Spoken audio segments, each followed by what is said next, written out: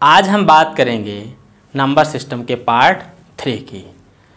Part one में हमने क्या बेसिक सीखा था और पार्ट 1 और 2 में जो क्वेश्चन थे उनकी प्रैक्टिस की थी। आज हम पार्ट 3 में जो बचे हुए क्वेश्चन हैं उनकी प्रैक्टिस करेंगे। ठीक है, चलिए पहले क्वेश्चन पे चलते हैं। देखिए पहला क्वेश्चन जो है वो क्या है कि एक नंबर दिया है, कितना दिया है 360 जो नंबर है इसके गुणनखंडों की संख्या क्या होगी, इसके गुणनखंडों की संख्या क्या होगी। तो सबसे पहले हमें ये पता होना चाहिए कि गुणनखंड होते क्या हैं, गुणनखंड क्या होते हैं। चलिए देखते हैं भाई। जैसे मान लीजिए हमने कोई नंबर ले लिया 12 ले लिया, कितना ले लिया 12। तो बताइए 12 के कितने फैक्टर होंगे, कितने गुणनखंड होंगे। तो देखिए इसको हम क्या करते हैं, पहले इसके गुणनखंड कर लेते हैं। कितने से डिवाइड होगा, 2 से, 2 छन 12, फिर 2 से किया 2 तियाँ 6, फिर 3 से किया 3 एकम 3। तो देखो कि यहाँ पे आपको केवल और केवल कितने दिख रहे हैं, 3 दिख रहे हैं। कितने फैक्टर दिख रहे हैं, 3। लेकिन एक्चुअल में इसके 3 फैक्टर नहीं है। अगर हम देखें 12 के टोटल कितने फैक्टर होंगे, एक तो 1 होगा कि नहीं होगा, 1 2 होगा, 1 3 होगा, 1 4 होगा और 1 6 होगा और 1 12 होगा। कितने फैक्टर हो गए टोटल, 12। तो कितने हो गए देखिए 1 2 3 4 5 6, यानी 12 के टोटल कितने फैक्टर आ गए, 6। अब यहाँ से देखो यहाँ पे आपको कितने दिख रहे हैं, केवल 3 दिख रहे हैं। तो इनको फाइंड करने का एक सिंपल तरीका है, क्या है समझिए। देखिए जो फैक्टर हैं यहाँ पे, जो फैक्टर यहाँ पे जितने प्रकार के आ रहे हैं उनको हम लिख लेते हैं। जितने प्रकार के आ रहे हैं फैक्टर्स उनको सबको क्या करते हैं, लिख लेते हैं। कैसे, देखिए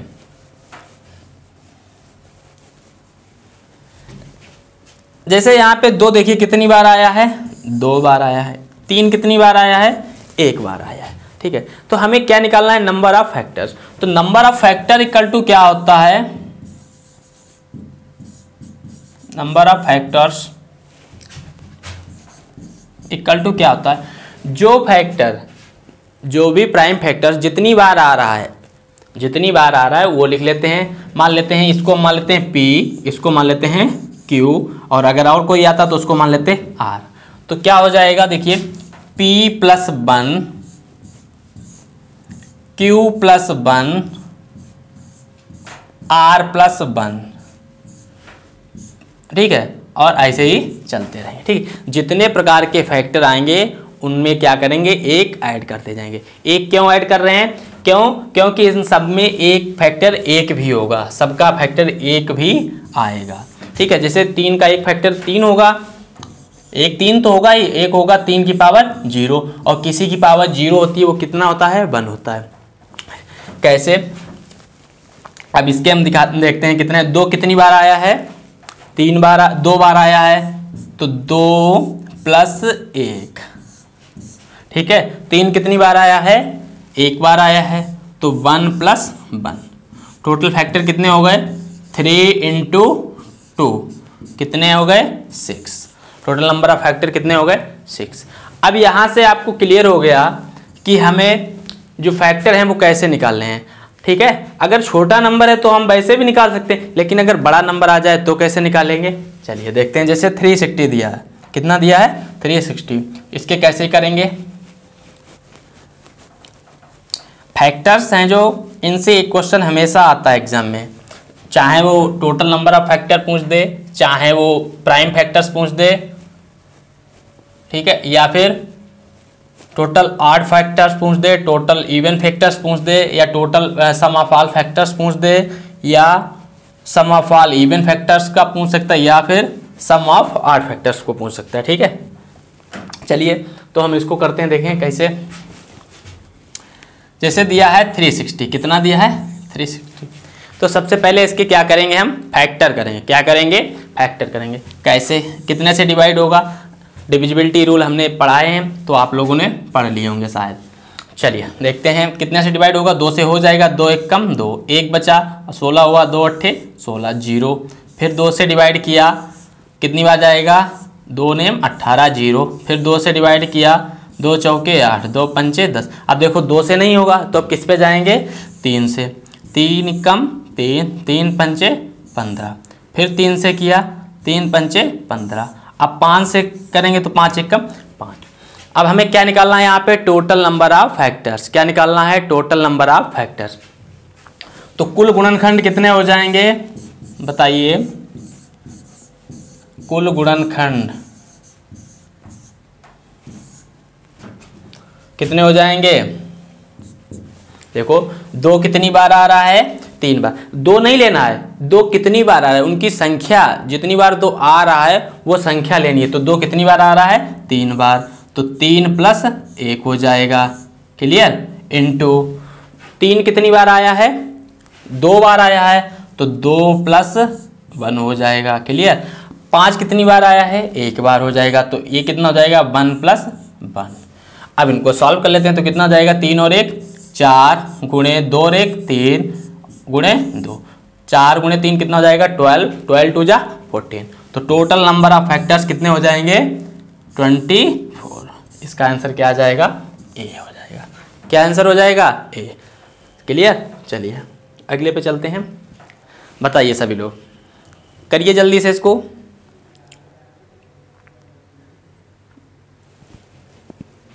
करिए करिए, बताइए। देखिए भाई क्या नंबर है, 1420 के टोटल फैक्टर्स बताने हैं कितने होंगे, ठीक है। तो कैसे करेंगे भाई, सबसे पहले इसके क्या करेंगे, हम फैक्टर करेंगे। कैसे, 2 से डिवाइड हो जाएगा, बिल्कुल हो जाएगा। 2 1 2 7 14, 2 1 कम 2, 0 हो जाएगा। फिर अभी भी 2 से हो रहा है, 2 3 6, 2 पंचे 10। अब कितनी बार जाएगा, 2 पंचे 10, क्लियर। अब फिर 2 से होगा, नहीं होगा। 3 से नहीं होगा, तो कितने से होगा, 5 से होगा। 5 7 35, 5 1 कम 5। अब कितने से होगा, अब 71 से ही होगा, क्लियर। यहाँ तक किसी को कोई दिक्कत। तो यहाँ पे कुल गुणनखंड कितने हो जाएंगे भाई, चलिए बताइए। कुल गुणनखंड कितने हो जाएंगे, 2 कितनी बार आया है, 2 बार आया है। तो अगर 2 2 बार आया है तो कितना हो जाएगा, 2 और 1 3। फिर 5 कितनी बार आया है, 1 बार, तो 1 + 1 इंटू 71 कितनी बार आया है, 1 बार आया है। तो इनको अगर मल्टीप्लाई करें तो 2 1 कितना हो जाएगा, 3, और 1 1 कितना हो जाएगा, 2 गुणे 2, 2 दूनी 4, 4 3 कितना होता है, 12। तो इसके टोटल नंबर ऑफ फैक्टर कितने हो जाएंगे, 12, क्लियर। कोई दिक्कत नहीं। चलिए अब देखिए यहाँ पे क्वेश्चन आ गया है, एक बहुत अच्छा क्वेश्चन है। इसमें क्या बताना है, 100 के सम गुणनखंडों की संख्या, 100 के सम गुणनखंडों की संख्या। तो 100 के सम गुणनखंड और विषम गुणनखंड और टोटल गुणनखंड, इसमें हम सभी निकालना सीखेंगे, ठीक है। तो चलिए देखते हैं भाई। 100 के पहले हम क्या कर लेते हैं, फैक्टर कर लेते हैं। 100 के फैक्टर कर लेते हैं, कितने से डिवाइड होगा, 2 से। 2 5 10 0। फिर 2 से किया, 2 दूनी 4, 2 पंचे 10। अब कितने से डिवाइड होगा, 5 से। 5 5 25। फिर 5 से किया, 5 1 5, ठीक है। तो यहाँ से अगर हम देखें कुल फैक्टर कितने हो जाएंगे इसके, कुल गुणनखंड,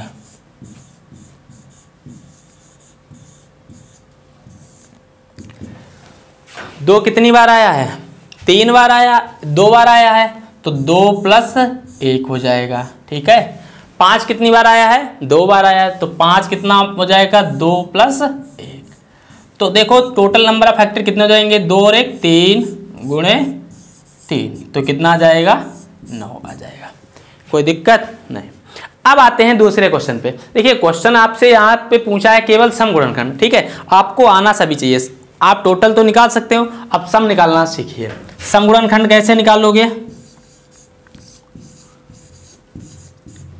सम गुणनखंडों की संख्या,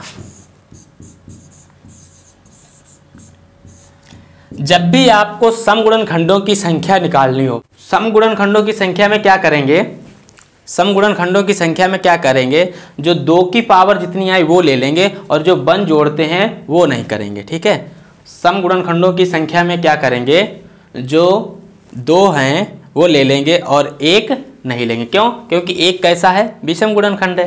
तो यहाँ से देखिए समगुणनखंड कितने हो जाएंगे, ये 1 जो है इसमें नहीं लेंगे, तो कितना हो जाएगा 2 गुणे 2 और 1 3। ठीक है, तो कितना आ जाएगा 6 आ जाएगा। ठीक है, कितना आ जाएगा 6। अब निकालने कौन से हमें, विषम निकालने हैं। कौन से गुणनखंड निकालने हैं, विषम गुणनखंड।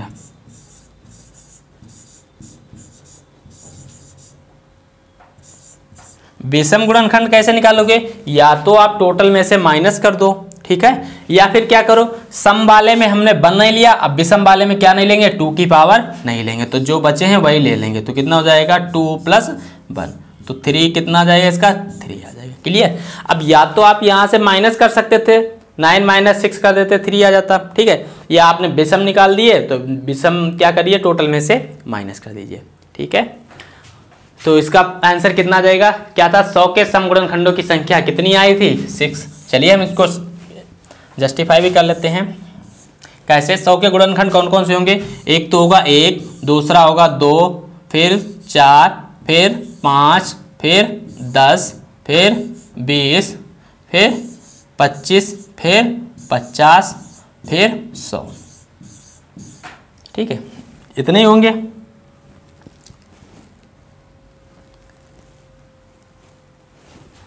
अब देखिए यहाँ पे सम देखते हैं कौन कौन से हैं, 1 2 3 4 5 6 फैक्टर सम हो गए। ठीक है, अब बात करते हैं अगर विषम की, तो विषम कितने हैं, 1 2 और 3 विषम हो गए। तो यहाँ से सब चीज़ क्लियर हो गई। अब कर लोगे आप लोग। चलिए अगले पे चलते हैं, 240 के विषम गुणनखंडों की संख्या। तो भाई चलिए 240 के विषम गुणनखंड बताइए कितने होंगे। 240 के फैक्टर करते हैं, 2 1 कम 2, 2 दूनी 4 0, फिर 2 से डिवाइड किया इसको, 2 छंग 12 0, फिर 2 से किया, 2 तियां 6, फिर 2 से किया कितना जाएगा 15, फिर 3 से किया 3 पंचे 15, फिर 5 से किया 5 एकम 5। ठीक है, अब देखो इसमें कुल कितने हो जाएंगे, पहले तो आप निकालो कुल कितने हो जाएंगे। 2 कितनी बार आया है, 4 बार, तो कितना हो जाएगा 4 + 1, 4 + 1। ठीक है, 3 कितनी बार आया है, 1 बार, तो 1 + 1। 5 कितनी बार आया है, 1 बार, तो 1 + 1। तो कितना टोटल हो जाएगा, 5 × 2 × 2, तो कितना आ जाएगा 5 दूनी 10, 10 दूनी 20। टोटल कितने आ गए, 20 आ गए। हमें निकालने कौन से हैं, विषम। तो विषम कैसे निकाल लोगे, विषम के लिए हमने बताया जो 2 की पावर होती है वो हम नहीं लेते हैं। ठीक है, तो विषम कितने हो जाएंगे, कितना हो जाएगा 1 × बाकी पूरा लिख लेंगे 2 × 2, तो कितना आ जाएगा 2 दूनी 4। क्लियर, कोई दिक्कत नहीं। आगे चलते हैं, 360 के विषम गुणनखंडों की संख्या ज्ञात करें। सेम क्वेश्चन है, कर लोगे आप लोग। चलिए अच्छा देखते हैं, 360 के फिर से करते हैं, 360 के फैक्टर करते हैं। 2 से किया 2 1 कम 2, 2 8 16 0, फिर 2 से किया 2 नेम 18, फिर 2 से किया 2 चौके 8, 2 पंचे 10, फिर कितने से डिवाइड किया, 3 से 3 एकम 3, 3 पंचे 15, फिर 3 से किया 3 पंचे 15, फिर 5 से किया। ठीक है, तो देखिए यहाँ से कुल कितने हो जाएंगे, बोलिए कुल कितने हो जाएंगे। 2 कितनी बार आया है, 3 बार, तो कितना हो जाएगा 3 + 1। 3 कितनी बार आया है, 2 बार, तो 3 कितना हो जाएगा 2 + 1। 5 कितनी बार आया है, 1 बार, तो 1 + 1। तो ये कितना हो जाएगा 4 × 3 × 2, तो कितना आ जाएगा 4 3 12 दूनी 24। टोटल कितने आ गए 24। ठीक है, टोटल कितने आ गए 24। यहाँ पे क्वेश्चन में एक करेक्शन करना है, विषम गुणनखंड नहीं पूछा है, यहाँ पे पूछा होगा विषम गुणनखंडों का योग। ठीक है, अगर विषम गुणनखंड पूछा होता तो विषम भी निकाल लेते। विषम कितना हो जाएगा, विषम गुणनखंड कितने हो जाएंगे, विषम गुणनखंड कितने हो जाएंगे, यहां से क्या करेंगे हम, ये पावर 2 की जितनी पावर थी वो हटा देंगे, बाकी पूरा लिख लेंगे। तो ये कितनी बार आया है, 2 + 1 और 1 + 1, तो कितना हो जाएगा 3 × 2, कितना आ जाएगा 6 गुणनखंड कौन से आ जाएंगे, विषम आ जाएंगे। क्लियर। अब यहां से हमें निकालना क्या है, योग निकालना है, किसका, विषम गुणनखंडों का। तो विषम गुणनखंडों का योग निकालना है, कैसे निकालेंगे, देखिए भाई योग निकालना, विषम गुणनखंडों में हम क्या करते थे,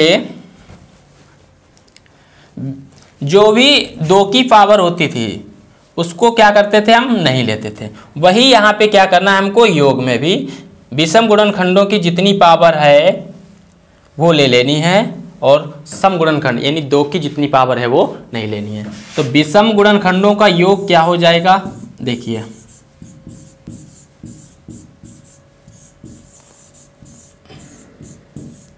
विषम गुणनखंडों का योग, ठीक है। विषम गुणनखंडों का योग कैसे निकालोगे, ये तो नहीं लेना है आपको, तो कहाँ से लेना है, केवल 1 से। तो देखो ये कैसे लोगे, यहाँ पे मतलब 2 की पावर 0, ठीक है, गुणा कर देना है, ठीक है। अब आते हैं किस पे, 3 पे। तो देखो इसका एक गुणनखंड रहा होगा 3 की पावर 0, ठीक है, फिर एक रहा होगा 3 की पावर 1, फिर 3 की पावर 2, ये तो हो गए 3 के। उसके बाद आते हैं किस पे, 5 पे। 5 की पावर पहला क्या हो जाएगा 0, फिर 5 की कितनी पावर तक है, 1 पावर, तो 5 की पावर 1। तो यहाँ से अगर इसका सम करो, किसी की पावर 0 होती है तो इसका मान कितना होता है, 1 होता है। क्यों होता है, देखिए अगर मान ले 1 को हम क्या लिख सकते हैं, a/a लिख सकते हैं कि नहीं लिख सकते हैं, बोलो। a से काटोगे कितना आ जाएगा 1। अगर हम यहाँ से इसको सॉल्व करें, a ऊपर ले जाएंगे तो क्या हो जाएगा, a की पावर, एक किसी की पावर कुछ भी नहीं होती तो उसको कितना मान लेते हैं 1, और ये ऊपर जाएगा तो -1 हो जाएगा, तो ये 1 से 1 कट जाएगा तो कितना आ जाएगा, a आ जाएगा। तो मतलब a की पावर अगर 0 है तो उसका मान कितना होता है, 1 होता है। क्लियर। तो यहाँ से देखिए कितना हो जाएगा, 1 × 3 की पावर 0 तो 1 + 3 + 9 इंटू 5 की पावर 0 तो कितना हो जाएगा, 5 1 प्लस कितना हो जाएगा यहाँ पे 1 + 5। तो इसको देखो सम करोगे तो कितना आ जाएगा, 9 3 12 और 1 13 13 प्लस इंटू 6 तो कितना आ जाएगा 78। तो इसका आंसर क्या हो जाएगा, ए हो जाएगा। क्लियर, कोई दिक्कत नहीं। चलिए नेक्स्ट क्वेश्चन पे मूव करते हैं। 24 के सम गुणनखंडों का योग ज्ञात करें। 24 के सम गुणनखंडों का योग ज्ञात करें। कैसे करोगे भाई, सबसे पहले क्या करते हैं, इनके फैक्टर्स निकालते हैं। तो 24 के गुणनखंड क्या हो जाएंगे, 2 से डिवाइड किया 2 1 कम 2 2 दूनी 4, फिर 2 से किया 2 छंग 12, फिर 2 से किया 2 3 6, फिर कितने से डिवाइड किया 3 से। ठीक है, इसके गुणनखंड कितने हो गए, एक तो हो जाएंगे कुल। अब देखो हमें निकालना क्या है, सम गुणनखंडों का योग निकालना है, तो हम सीधे योग पे चलते हैं। तो सम गुणनखंडों का योग क्या हो जाएगा, निकालिए। सम गुणनखंडों का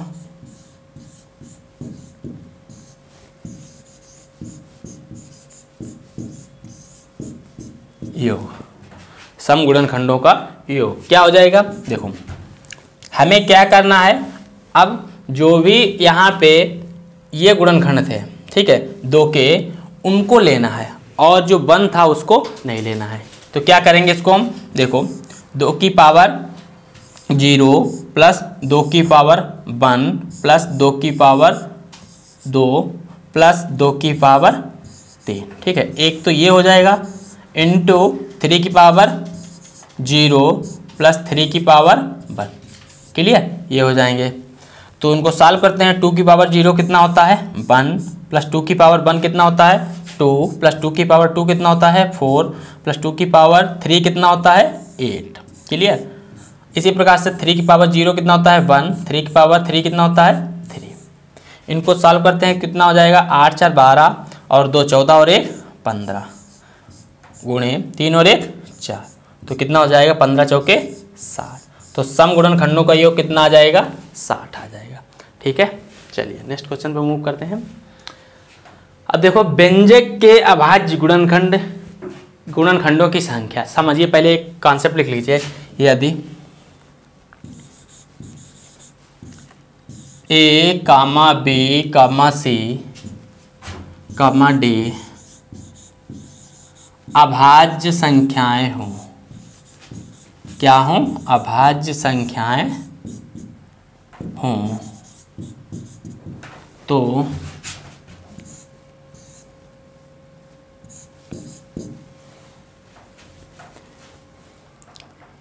ए की पावर जेड, बी की पावर वाई, सी की पावर एक्स में अभाज्य गुणनखंडों की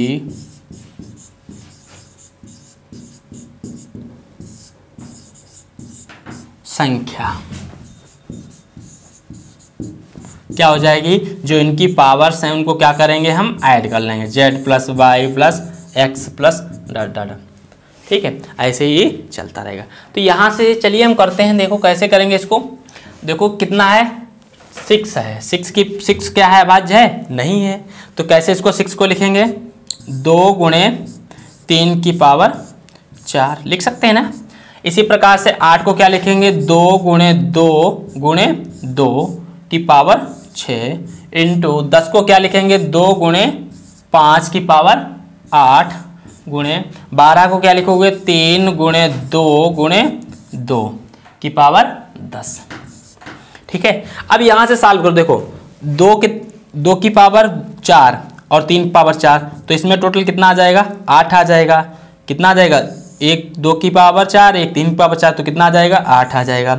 2 की पावर 6 2 की पावर 6 2 की पावर 6, तो 6 कितनी बार आएगा 3 बार आएगा, तो कितना हो जाएगा टोटल 18 हो जाएगा। 2 की पावर 8 5 की पावर 8, तो कितना हो जाएगा टोटल 16 हो जाएगा। 3 की पावर 10 2 की पावर 10 2 की पावर 10, तो कितना हो जाएगा टोटल 30 हो जाएगा। ठीक है, तो टोटल कितने हो जाएंगे इनको ऐड कर लीजिए, 8 प्लस 18 प्लस 16 प्लस 30, कितना हो जाएगा इसको जोड़िए। देखो 8 6 14 14 8 22 के 2। ठीक है, अब इसमें देखो इतना करने की कोई ज़रूरत नहीं, पूरा जोड़ने की जरूरत। इकाई का अंक हमको मिल गया, इकाई का अंक निकालना हम सीख चुके थे, तो कितना आ जाएगा 72 आ जाएगा। चाहो तो जोड़ लीजिए, तो कितना आ जाएगा 22 का 2 3 4 5 और 5 2 7। किसी को कोई दिक्कत नहीं ना। चलिए अगले क्वेश्चन पे चलते हैं। 270 के सभी गुणनखंडों का योग ज्ञात करें। अब यहाँ पे देखिए टोटल नंबर ऑफ फैक्टर्स थे, उन सभी का हमको क्या निकालना है, सम निकालना है, ना कि हमें इवन या ऑड फैक्टर्स का। तो कैसे करोगे, सेम क्वेश्चन है। सबसे पहले हम 270 के टोटल फैक्टर कर लेते हैं। कैसे, 2 से डिवाइड कर दें, 2 कम 2 2 3 6 2 5 10। क्या 3 से डिवाइड हो जाएगा, बिल्कुल हो जाएगा। 3 चौके 12 3 5 15, अभी भी 3 से हो रहा है, 3 एकम 3 3 पंचे 15, फिर 3 से किया 3 पंचे 15, अब 5 से किया 5 एकम 5। ये हो गए इसके फैक्टर। अब यहाँ से कुल निकालते हैं, कितने हो जाएंगे, कुल कितने हो जाएंगे। देखो 2 कितनी बार आया है, एक बार, तो 1 प्लस 1। 3 कितनी बार आया है 3 बार, तो 3 प्लस 1। 5 कितनी बार आया है, एक बार, तो 1 प्लस 1। तो टोटल कितना हो जाएगा 2 इंटू 4 इंटू 2, तो कितना आ जाएगा 2 2 4 4 चौके 16। ठीक है, कुल आ गई है। अब इन सभी का हमको क्या निकालना है, योग। क्या निकालना है, योग। वैसे आपको ये निकालने की ज़रूरत नहीं थी, लेकिन आपको आना चाहिए, इसलिए हमने बता दिया। तो कैसे निकालोगे, देखो 2 की कितनी है, 1 पावर है, तो सबसे पहले क्या करोगे 2 की पावर 0 प्लस 2 की पावर 1 गुणे 3 की पावर 0 प्लस 3 की पावर 1 प्लस 3 की पावर 2 प्लस 3 की पावर 3। ठीक है, फिर 5 की पावर 0 प्लस 5 की पावर 1। तो ये 2 की पावर 0 कितना हो जाएगा 1 प्लस 2 इंटू 3 की पावर 0 1 प्लस 3 प्लस 3 की पावर 2 9 प्लस 3 की पावर 3 27 प्लस 5 की पावर 0 1 प्लस 5 की पावर 5 1 5। क्लियर। अब इनको सम कर लेते हैं, कितना हो जाएगा 3 गुणे 3 27 9 36 36 3 39 और 1 40 गुणे 6। अब देखो इनका मल्टीप्लाई कैसे करोगे एकदम, या तो आप ऐसे ही कर सकते हो 3 चौके 12 12 6 72, ठीक है 720 और एक 0 बढ़ा दीजिए, कितना आ जाएगा 720। चलिए भाई नेक्स्ट क्वेश्चन पे मूव करते हैं। नेक्स्ट क्वेश्चन क्या है हमारा, देखिए 8 की घात 325 गुणे 4 की घात 489। यहाँ पे 325 न होके कितना हो जाएगा 326 होगा, कितना होगा 326। चलिए देखते हैं कितना, इसको कैसे सॉल्व करेंगे। देखिए बहुत अच्छा क्वेश्चन है, इसको कैसे करेंगे। 8 को क्या लिख सकते हैं 2 की घात 3 की घात 326, ठीक है लिख सकते हैं ना। इसको क्या लिख सकते हैं 5 की घात 2 की घात 489। सॉल्व करते हैं, ये कितना हो जाएगा 2 की पावर, इसका इसमें जब देखो पावर की पावर हो बीच में ब्रैकेट लगाओ तो क्या होता है मल्टीप्लाई हो जाता है उनका पावर का। तो कितना हो जाएगा 6 गुणे 3 6 3 18 3 दूनी 6 और 1 7 3 तरह का 9 गुणे ये कितना हो जाएगा 5 की पावर 2 ने 18 2 8 16 और 1 17 2 चौके 8 और 1 9। अब देखिए यहाँ से कैसे समझिए, यहीं पे जो समझने वाली बात है वो समझिए क्या है। जैसे आपको पता है 10 की घात 1 हो तो इसमें अंक कितने हैं 2 अंक हैं। अगर 10 की घात 2 हो तो इसमें कितने अंक होंगे 3 अंक होंगे, यानी 100 होगा। ये कितने के बराबर होगा 100 के, तो इसमें कितने डिजिट होंगे 3। अगर 10 की घात 3 हो तो इसमें कितने डिजिट होंगे 4 होंगे कि नहीं होंगे बोलो। तो यहाँ पे कितने डिजिट आ जाएंगे 4 हो जाएंगे। तो हम कह सकते हैं अगर 10 की पावर n है तो उसमें डिजिट की संख्या कितनी होगी n+1 होगी। कितनी हो जाएगी n+1 हो जाएगी। तो यहाँ से देखिए ये क्या 2 गुणे 5, इसको हम ऐसे नहीं लिख सकते हैं 2 गुणे 5 की पावर 978, 2 गुणे 5 की पावर 978। तो ये कितना हो जाएगा 10 की पावर 978, ठीक है। अब ये 10 है, अब 10 की पावर 978 तो इसमें मतलब डिजिट कितने हो जाएंगे n+1। तो कुल कितने हो जाएंगे 978 + 1 कितना आ जाएगा 979। तो इसका आंसर क्या हो जाएगा ए। किसी को कोई दिक्कत नहीं। चलिए अगले क्वेश्चन पे मूव करते हैं। यदि कोई संख्या n पूर्ण संख्या है जो 1 से बड़ी है तब n स्क्वायर ब्रैकेट में n² - 1 हमेशा विभाजित होगी। इसी टाइप का एक क्वेश्चन इस बार UPSSC के लोअर एग्जाम में आया था 28 को। ये नहीं था, बिल्कुल ऐसा ही था, ठीक है। तो देखिए कैसे करेंगे भाई। n कैसी संख्या है 1 से बड़ी है, 1 से बड़ी है तो कुछ भी रख सकते हैं। तो यहाँ पे रख लेते हैं भाई वैल्यू n² - 1। अब n अगर 1 रख दोगे तो क्या हो जाएगा ये 0 हो जाएगा, तो कोई मतलब नहीं रहा। तो n बराबर हम कितना रख लेते हैं 2 रखते हैं। तो n बराबर 2 रखा तो कितना हो जाएगा 2 की घात 2 - 1। तो कितना हो जाएगा 4 गुणे 2 की घात 2 कितना होता है 4 - 1। तो कितना आ जाएगा ये 3 गुणे 4 कितना हो जाएगा 12 आ जाएगा। तो ये संख्या हमेशा किससे विभाजित हो जाएगी 12 से, कोई दिक्कत नहीं। चलिए अगले क्वेश्चन पे। अगला क्वेश्चन क्या है, यदि n सम संख्या है तब 6 की पावर n - 1 विभाजित होगी, तब 6 की पावर n - 1 विभाजित होगी। n कैसी संख्या है सम संख्या है। सम संख्या का मतलब 2 4 6 0 कुछ भी ले सकते हो। तो मान लिया हमने n बराबर कितना ले लिया 2 ले लिया। तो n बराबर 2 रखोगे तो कितना हो जाएगा 6 की पावर 2 - 1। तो 6 की पावर 2 कितना होता है 36 - 1। तो कितना आ जाएगा 35। तो यह संख्या हमेशा किससे विभाजित होगी 35 से विभाजित होगी। क्लियर। चलिए अगले क्वेश्चन पे चलते हैं। देखिए क्वेश्चन में क्या कह रहा है, भाग देने की प्रक्रिया में भाजक भागफल का 8 गुना और शेष फल का 4 गुना है। यदि शेष फल 12 है तो भाज्य क्या होगा। तो देखिए भाई करते हैं, शेष कितना है 12 है। क्लियर। अब कह रहा है जो भाजक है वो भागफल का कितने गुना है 8 गुना है, तो 8 का गुणा करते हैं। ठीक, क्लियर। और शेष फल का 4 गुना है, तो शेष फल का शेष है कितना 12, तो शेष का भाजक कितने गुना है 4 गुना, तो कितना आ जाएगा भाजक 48 आ जाएगा। यानी भाजक 48 आ गया तो हम भागफल निकाल सकते हैं, बिल्कुल निकाल सकते हैं। तो भागफल बराबर क्या हो जाएगा, भागफल बराबर क्या हो जाएगा 48/8। इसको डिवाइड में भेज देंगे तो 8 कम 8, 8 संग 48, तो कितना आ जाएगा 6। भागफल कितना आ गया 6। हमें निकालना क्या है भाज्य, तो भाज्य इक्वल टू क्या होता है लिख लीजिए, भाज्य इक्वल टू होता है भाजक गुणे भागफल प्लस शेष। तो भाजक कितना है, भाजक कितना है बोलिए, भाजक कितना आया 48 गुणे भागफल कितना आया, भागफल कितना आया था 6 प्लस शेषफल कितना है 12। तो गुणा करते हैं 8 संग 48 के 8, 6 चौक 24, 24 और 4 28 प्लस 12, तो ये कितना आ जाएगा 300 आ जाएगा। क्लियर, कोई दिक्कत नहीं, यहाँ तक क्लियर हो गया होगा। चलिए नेक्स्ट क्वेश्चन पे मूव करते हैं। यदि संख्या को 52 से भाग दिया जाए तो शेषफल 45, यदि उसी संख्या को 13 से भाग दिया जाए तो शेष फल क्या होगा। पहले इसका हम बेसिक कॉन्सेप्ट समझते हैं, उसके बाद जो हम इसको शॉर्ट में भी कर लेंगे। ठीक है, बेसिक कॉन्सेप्ट सभी का आना चाहिए। मान लीजिए कोई संख्या क्या थी n थी, क्या थी n थी।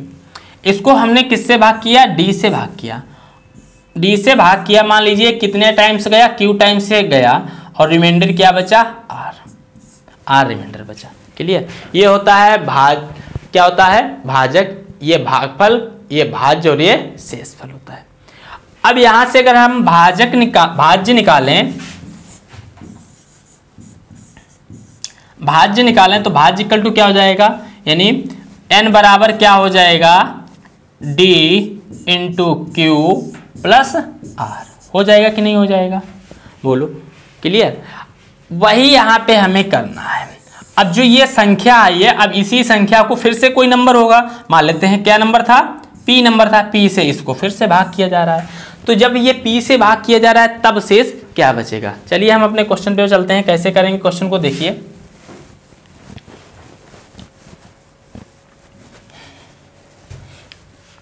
कोई संख्या है, ठीक है, यदि संख्या को 52 से, कितने से 52 से भाग किया तो शेषफल कितना आया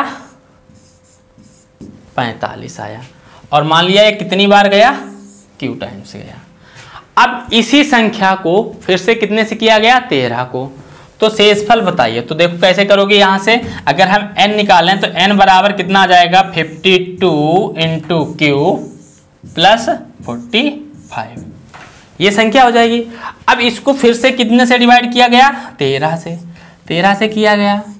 अगर इसको 13 से डिवाइड करोगे तो ये तो पूरा का पूरा चला जाएगा ना, यहाँ पे शेष बिल्कुल 0 बचेगा। हमने बताया था शेषफल प्रमेय में, अगर ये चला गया तो यहाँ पे अब देखिए कितनी बार जाएगा, 13 का इसमें अगर ले जाओगे कितनी बार जाएगा 3 बार जाएगा, तो कितना शेष बचेगा 6, 3 कितना होता है 39, प्लस का कितना बचा शेष 6 बचा। ठीक है, तो यही हमारा क्या हो जाएगा शेष बचेगा। अब क्वेश्चन आपको एग्जाम में कैसे करना है, एग्जाम में आपको क्या करना है, जब भी इस टाइप का क्वेश्चन आ जाए तो आप क्या करिए, जो 13 है लास्ट में देखिए, पहले इसको कितने से भाग दिया गया 52 से, तब शेष कितना बचा 45 से, 45। अब फिर से इसको कितने से भाग दिया जा रहा है 13 से, तो शेष क्या बचेगा। तब इस टाइप की कंडीशन जब भी बने, इस टाइप की कंडीशन जब भी बने तो क्या करना है आपको, जो पहली बार में शेष बच रहा है दूसरी बार में उसी वाले संख्या से क्या कर दीजिए भाग कर दीजिए। तो 45 बच रहा था, 45 को 13 से हमने भाग कर दिया, जो शेष बचेगा वही क्या हो जाएगा हमारा शेष हो जाएगा। क्यों, क्योंकि जो पहले वाला नंबर होता है वो हमेशा इस वाली संख्या से चला जाएगा, जो लास्ट में संख्या जिससे हम भाग कर रहे हैं। ठीक है, चलिए अगले क्वेश्चन पे चलते हैं। यदि एक संख्या को 36 से भाग दिया जाए तो शेषफल 23 प्राप्त होता है। यदि उसी संख्या के घन को 12 से भाग दिया जाए तो शेषफल क्या होगा। देखो बेसिक कॉन्सेप्ट से करना चाहो तो बेसिक से कर सकते हो, बेसिक से हम बता चुके हैं, आप बेसिक से आप लोग कर लेना। अब देखो इसको शॉर्ट में करेंगे। पहली बार जब 36 से भाग दिया जाता तो शेष कितना बच रहा है, 23 बच रहा है। अब इसी संख्या के घन को, इसका क्या कर दिया हमने, घन कर दिया। अब इसको हमने कितने से भाग दिया, 12 से, तो शेष क्या बचेगा।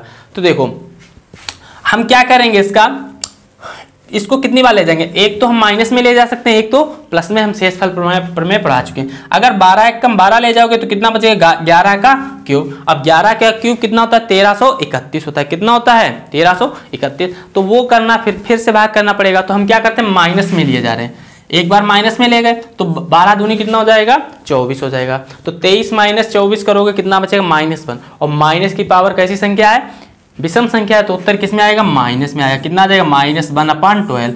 माइनस में शेष कभी हो नहीं सकता है, माइनस में शेष हो नहीं सकता है। तो क्या हो जाएगा, 12 - 1, तो कितना आ जाएगा, 11 आ जाएगा। क्लियर। चलिए नेक्स्ट क्वेश्चन पे मूव करते हैं। यदि एक संख्या n को 289 से भाग दिया जाए तो शेषफल 18 प्राप्त होता है। यदि उसी संख्या को 17 से भाग दिया जाता है तो शेषफल y के रूप में प्राप्त होता है। तो y का मान देखिए, यहाँ पे कंफ्यूज नहीं होना है। अब यहाँ पे देखिए ये y और दे दिया है और n दे दिया है, ये थोड़ा कंफ्यूजन के लिए दे दिया, लेकिन आपको ये सब करना नहीं है। क्या है, पहले शेषफल कितना बचता है, 18, फिर बाद में किससे भाग किया जा रहा है, 17 से भाग किया जा रहा है। 17 से भाग किया जाता है तो शेषफल क्या आएगा, तो सीधे सीधे आप 18 को 17 से भाग करिए तो कितना आएगा शेष, प्लस का 1। बस यही आंसर हो जाएगा। ठीक है, चलिए नेक्स्ट क्वेश्चन पे मूव करते हैं। वह न्यूनतम संख्या ज्ञात करें जिसमें 4, 5 और 6 से उत्तरोत्तर भाग देने पर शेषफल क्रमशः 2, 1, 1 प्राप्त होता है। बहुत अच्छा क्वेश्चन है। अब यहाँ पे समझने वाली बात है कि यहाँ पे क्या कह रहा है, न्यूनतम। जब न्यूनतम संख्या कहे, ठीक है, तब क्या करना है, समझिए। जैसे कितने से भाग दिया जा रहा है, 4, फिर 5, फिर 6, ऐसे बना लिया। अब जब 4 से भाग दिया जा रहा है तब शेष कितना बच रहा है, 2। 1 कब बच रहा है, जब 5 से भाग दिया जा रहा है, और 6 से भाग दिया जा रहा है तब कितना बच रहा है, 1 बच रहा है। क्लियर। अब यहाँ पे समझिए, जब न्यूनतम संख्या कहे तो मानते हैं यहाँ पे भागफल कितना होगा, 1। कितना होगा, 1। और अगर अधिकतम कहे तो भागफल कितना होगा, 8, 9, तब कितना होगा, 9। तो यहाँ से देखिए भाज्य इक्वल टू क्या होता है, अभी हमने लिखाया था भाजक गुणे भागफल प्लस शेष। तो ये जो बीच में संख्या आएगी ये हमेशा क्या आएगी, भाज्य जाएगी। तो देखिए इसका इसमें गुणा करोगे प्लस ये करोगे, 6 कम 6 और 7। अब फिर से इसका इसमें गुणा प्लस ये 7 गुणे 5 35, 35 और 1 36। अब 36 का इसमें फिर से गुणा, 36 चौके कितना होता है, 144, 144 प्लस 2 146। तो इसका आंसर कितना हो जाएगा, 146। अब इसमें फिर से पूछ सकता था। अब इसी संख्या को मान लीजिए इनके भाजक का क्रम पलट दिया जाए, भाजक का क्रम पलट दिया जाए तो शेष क्या होता। तो भाजक का क्रम पलट दीजिए, 146 को पहले 6 से दीजिए, क्या शेष बच रहा है, फिर 5 से दीजिए, फिर 6 से दीजिए। ठीक है, बहुत अच्छा क्वेश्चन है। क्या है, 3 और 200 के बीच 7 से विभाजित होने वाली कितनी प्राकृतिक संख्याएं होंगी। ठीक है, कितने से कितने के बीच में, 3 और 200 के बीच में। ठीक है, तो 3 और 200 के बीच में निकालने के लिए क्या करेंगे हम, देखिए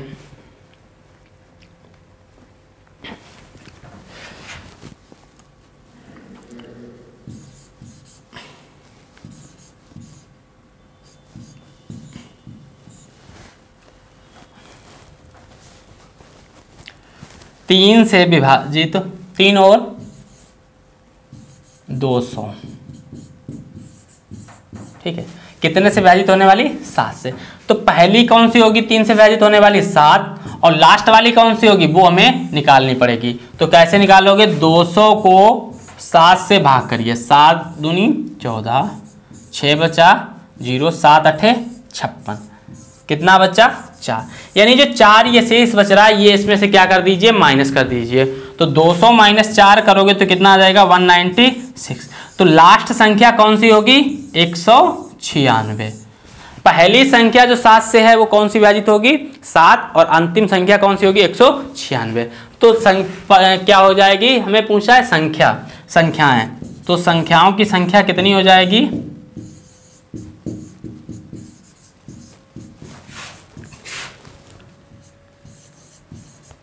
संख्याओं की संख्या बराबर क्या होता है अंतिम पद माइनस पहला पद अपान अंतर कौन सा लेना है, दो संख्याओं के बीच का, और प्लस 1। तो अंतिम पद कितना आया 196 प्लस माइनस पहला पद कौन सा है 7 अपान 7, डिफरेंस कितना है 7 प्लस 1, तो कितना हो जाएगा 196 माइनस 7 कितना हो जाएगा 189 बटे 7। तो 7 से काटोगे कितनी बार जाएगा 7 दूनी 14, 7 सते 49 और प्लस 1, तो कितना आ जाएगा 28। तो टोटल नंबर कितने हो जाएंगे 28 हो जाएंगे। क्लियर, कोई दिक्कत नहीं। चलिए अगला क्वेश्चन बहुत इंपॉर्टेंट है, ये क्वेश्चन हमेशा आता है, ठीक है। इसको हम पहले बेसिक कॉन्सेप्ट से करेंगे फिर इसको शॉर्ट में देखेंगे।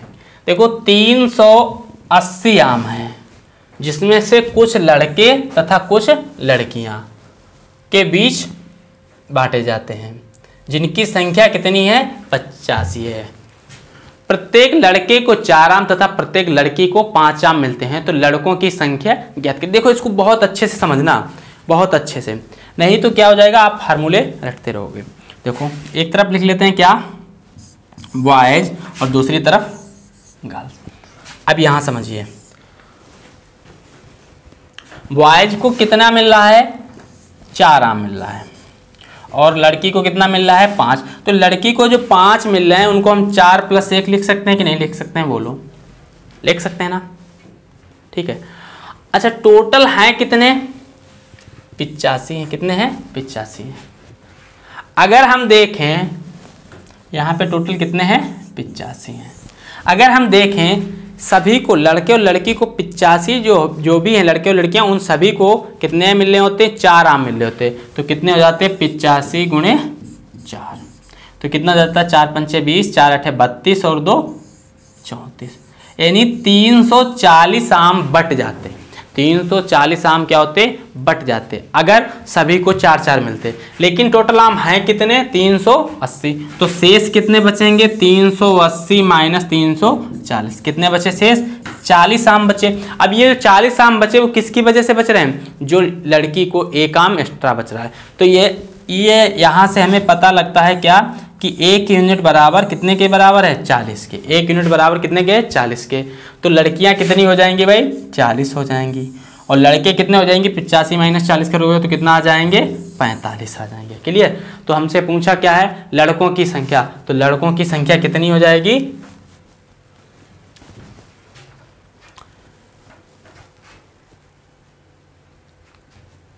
लड़कों की संख्या यहाँ पे कितनी आएगी 45 आएगी। कितनी आ जाएगी 45, ठीक है। लड़कियों की संख्या कितनी हो जाएगी 40 हो जाएगी। यहाँ तक सभी को क्लियर हो गया होगा। यहाँ पे ऑप्शन में नहीं है तो यहाँ पे क्या कर लीजिए 45 कर लीजिए, या फिर यहाँ पे क्या कर लीजिए लड़कियों की संख्या कर लीजिए तो भी सही हो जाएगा, ठीक है। एक आदमी के पास कुछ मुर्गियाँ और कुछ गाय हैं। यदि इनके सिरों की संख्या और पैरों की संख्या का अनुपात 12:35 है। कितना है 12:35 है। तो यहाँ से देखिए सिर कितने हैं और पैर, सिर और पैरों का अनुपात कितना है 12:35, ठीक है 12:35 है। अगर सिर का अनुपात 12 और पैर का अनुपात 35 है तो हमें क्या दिया गया है इनके सिरों की संख्या दी गई। सिरों की संख्या कितनी दी गई है 48। तो हम कह सकते हैं 12 यूनिट बराबर 48, तो 1 यूनिट बराबर कितना आ जाएगा 4। 1 यूनिट बराबर 4 आ जाएगा तो टोटल पैर कितने हो जाएंगे 35 × 4, तो 4 × 5 = 20, 4 × 3 = 12 और 2 = 14। टोटल पैर कितने आ गए 140, सिर कितने आ गए 48। ठीक है, अब हमसे पूछा क्या है, इनकी संख्या पूछी है, तो संख्या कैसे निकालेंगे? देखो टोटल जानवर कितने हो जाएंगे 48, टोटल जानवर कितने हो जाएंगे 48। क्यों? क्योंकि जितने सिर होंगे उतने ही क्या होंगे जानवर होंगे। अब यहां से देखिए मुर्गी जो है उसके कितने पैर होते हैं? 2 पैर होते हैं। कितने पैर होते हैं? 2 पैर होते हैं। और क्या है दूसरा जानवर? गाय। गाय के कितने पैर होते हैं? गाय के कितने पैर होते हैं? 4। ठीक है, 4 को क्या हम 2 + 2 लिख सकते हैं? बोलो, लिख सकते हैं ना।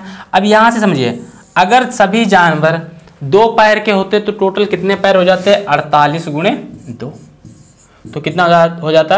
2 × 8 = 16, 2 चौके 8 और 1 9, यानी टोटल कितने पैर हो जाते? 96। अब देखो टोटल पैर हैं कितने एक्चुअल में? 140, तो शेष पैर कितने बचते हैं हमारे? 140 - 96, तो कितना बचेगा? बोलो 10 में से 6 गया 4, 13 में से 9 गया 4, कितना पैर शेष बचता? 44। अब ये जो 44 पैर बच रहा है वो किसकी वजह से बच रहा है? जो गाय के 2 पैर एक्स्ट्रा हैं। तो 2 बराबर अगर 44 के है तो 1 बराबर कितने के हो जाएगा? 2 के। तो 1 बराबर 2 के हो गया, तो 22 दूना कितना हो जाएगा? 44। तो गाय कितनी आ जाएंगी? 22। तो हमसे पूछा क्या है इस क्वेश्चन में? देखिए, तो मुर्गियों की संख्या पूछिए, यानी गाय आ गई है 22 और मुर्गी कितनी है? 48 - 22, तो कितनी आ जाएंगी? 26। ओके, ठीक है। तो आज के लिए फिर अब इतना ही रखते हैं। अब बाकी नंबर सिस्टम की आप लोग प्रैक्टिस करिएगा। अगर कोई भी क्वेश्चन आपका फंसता है तो डिकोड एग्जाम के टेलीग्राम चैनल में जाके वहाँ पे आप लोग क्वेश्चन भेजिएगा। ठीक है, अगर हमको लगेगा कि ये क्वेश्चन कराने योग्य है तो हम उसको करा देंगे। ठीक है, ओके, थैंक यू।